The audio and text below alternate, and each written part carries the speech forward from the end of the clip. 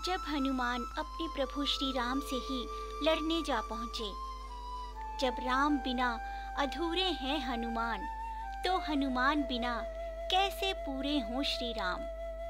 श्री राम तो बसते हैं पवन सुत हनुमान के हृदय में। संपूर्ण सृष्टि में बजरंग बली हनुमान जैसी निष्ठा और भक्ति का कोई भी विकल्प नहीं है। श्री राम तक पहुंचने के लिए हनुमान तक पहुंचना अनिवार्य है। ऐसी असीम भक्ति और निष्ठा होने पर भी एक बार पवन सुत हनुमान अपने प्रभु श्री राम से ही लड़ने को तैयार हो गए थे। और आश्चर्यचकित कर देने वाली बात ये कि राम की ही सौगंध लेकर हनुमान राम से युद्ध करने जा पहुंचे। हुआ यूं कि एक बार सुमेरु पर्वत पर सभी साधु संतों की एक सभा का आयोजन हुआ। तब कैवर्त देश के राजा सुकंत का भी मन हुआ कि उस सभा में सभी संतों का आशीर्वाद लिया जाए।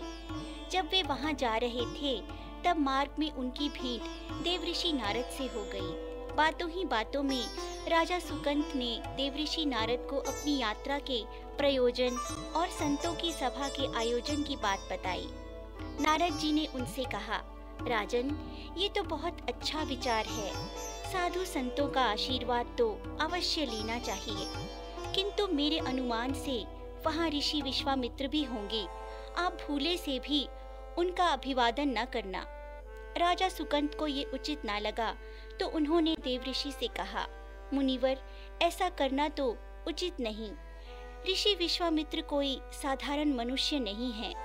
देवऋषि ने मुस्कुराते हुए उत्तर दिया, आप स्वयं एक राजा हैं। विश्वामित्र भी पहले राजा ही थे, परंतु अब संत हो गए हैं। भला आप उन्हें प्रणाम क्यों करेंगे? आप निश्चिंत होकर जाइए और वैसा ही कीजिए जैसा मैंने आपसे कहा है। राजा सुकंत ने नारद जी के कहे अनुसार ही ऋषि विश्वामित्र के साथ व्यवहार किया। जब सभा का समापन हुआ, तब विश्वामित्र श्री राम से मिलने जा पहुंचे और अपने अपमान की बात बताई। श्री राम के बार बार पूछने पर विश्वामित्र ने कहा, राजा सुकंत ने केवल मेरा ही नहीं अपितु संपूर्ण संत परंपरा का अपमान किया है। मेरे आत्मसम्मान को जो ठेस पहुंचाई है, उसे भूल पाना मेरे लिए संभव ही नहीं है।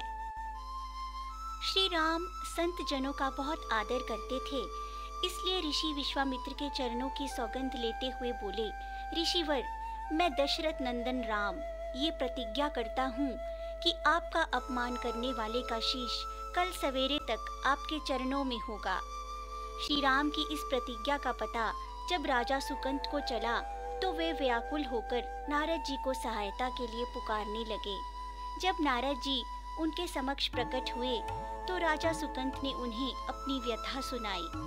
तब नारद जी ने राजा सुकंत को माता अंजनी की शरण में जाने का सुझाव दिया और कहा, यदि वे आपको बचाने का वचन देंगी तो आप अवश्य ही बच जाएंगे, परंतु उन्हें ये कभी न बताना कि ये सुझाव आपको मैंने दिया है। राजा सुकंत माता अंजनी के द्वार पर जा पहुंचे और रोते हुए उन्हें पुकारने लगे। माता अंजनी के पूछने पर राजा सुकंत बोले, माता, मेरे प्राण संकट में हैं, मुझे अब आप ही बचा सकती हैं, अन्यथा विश्वामित्र मुझे मार डालेंगे। उनकी व्यथा सुनकर माता अंजनी ने उनकी प्राण रक्षा का वचन दे दिया और उन्हें विश्राम करने के लिए कहा। सांझ ढले जब हनुमान जी अपनी माता अंजनी के पास पहुँचे, तो माता ने उन्हें सारी बात बताई। माता अंजनी ने हनुमान से राजा के प्राणों की रक्षा करने की सौगंध लेने को कहा। तब हनुमान जी ने प्रभु श्री राम के चरणों की सौगंध ली और सुकंत के प्राणों की रक्षा का वचन दिया। इसके पश्चात माता अंजनी ने राजा सुकंत को बुलाया। तब हनुमान जी ने उनसे पूछा, कौन मारना चाहता है आपको? राजा सुकंत ने बताया कि श्री राम उन्हें मार डालेंगे। राजा सुकंत की बात सुनकर माता अंजनी आश्चर्यचकित रह गईं और बोली, परंतु तुम तो कहते थे कि विश्वामित्र तुम्हें मारने वाले हैं।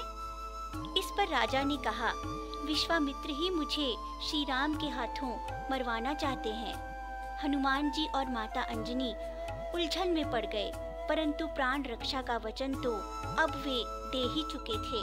सो हनुमान जी ने सुकंत को उनकी राजधानी में छोड़ा और स्वयं श्री राम की सभा में जा पहुँचे। श्री राम कहीं जाने की तैयारी में थे। हनुमान जी के पूछने पर वे बोले कि वे राजा सुकंत का वध करने के लिए जा रहे हैं। तब हनुमान जी बोले, प्रभु उसे मत मारिए। श्री राम ने कहा कि वे गुरु चरणों की सौगंध ले चुके हैं, अब पीछे नहीं हट सकते। इस पर हनुमान जी बोले, प्रभु मैंने राजा के प्राणों की रक्षा का वचन दिया है और अपने प्रभु अर्थात आपकी सौगंध ली है। चाहे कुछ भी हो जाए, मैं आपकी सौगंध नहीं तोड़ सकता। तब श्री राम बोले, ठीक है हनुमान, तुम अपना वचन निभाओ और मैं अपना वचन निभाऊंगा। तब राजा सुकंत को बचाने के लिए हनुमान जी उन्हें लेकर पर्वत पर जा पहुँचे और राम भजन गाने लगे। श्री राम भी राजा को ढूंढते हुए वहां आ पहुँचे। श्री राम को अपने सामने देखकर राजा सुकंत भय से कांपने लगे। उन्हें लगा कि अब अंत निकट है। वे हनुमान जी से गुहार लगाते हुए पूछने लगे कि क्या उनके बचने के कोई आसार हैं। हनुमान जी ने उन्हें राम नाम का जाप करते रहने को कहा और कहा कि राम के नाम पर विश्वास रखें, परंतु सुकंत भयभीत थे। तब हनुमान जी ने उन्हें राम नाम मंत्र के घेरे में बिठा दिया और राम नाम का जाप करने लगे। राजा सुकंत को देखकर श्री राम ने बाण चलाना आरंभ कर दिया, परंतु राम नाम के सुरक्षित घेरे को श्री राम का कोई भी बाण भेद ना सका। श्री राम हताश होने लगे। ये देख लक्ष्मण जी को लगने लगा कि हनुमान जी श्री राम को परेशान कर रहे हैं और श्री राम की परेशानी तो वे देख ही नहीं सकते थे। इसलिए उन्होंने आवेश में हनुमान जी पर बाण चला दिया।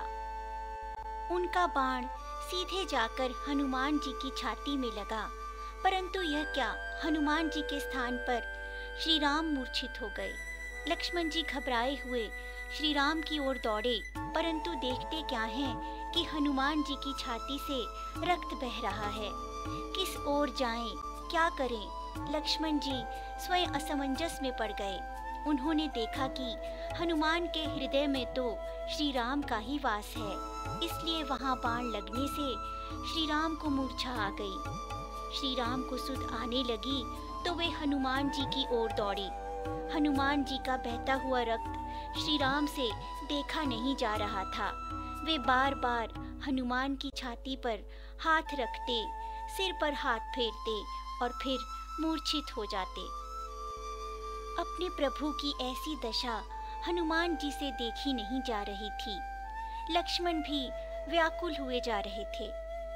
तब हनुमान जी ने सुकंत को अपने पास बुलाया और गोद में बिठा लिया। श्री राम ने एक बार फिर बेसुध अवस्था में हनुमान जी के माथे पर अपना हाथ फेरा, परंतु इस बार उन्होंने अनजाने में राजा सुकंत के सिर पर अपना हाथ रख दिया। तभी उन्हें सुध आ गई और वे मुस्कुराने लगे। इस पर हनुमान जी बोले, प्रभु अब तो आपने अपना हाथ राजा के सिर पर रख दिया है। अब तो इसका जीवन मृत्यु सब आपके हाथ में है। अब आप ही इसके प्राणों की रक्षा करें। इस पर श्री राम बोले, जिसे तुम स्वयं अपनी गोद में बिठा लो, उसके सिर पर तो मुझे हाथ रखना ही पड़ेगा। तुमने अपना वचन निभाया, परंतु मैंने भी ऋषिवर को वचन दिया है। अब तुम्हें ही इसका उपाय खोजना होगा। तभी हनुमान जी ने देखा कि ऋषि विश्वामित्र श्री राम से मिलने उसी ओर आ रहे हैं।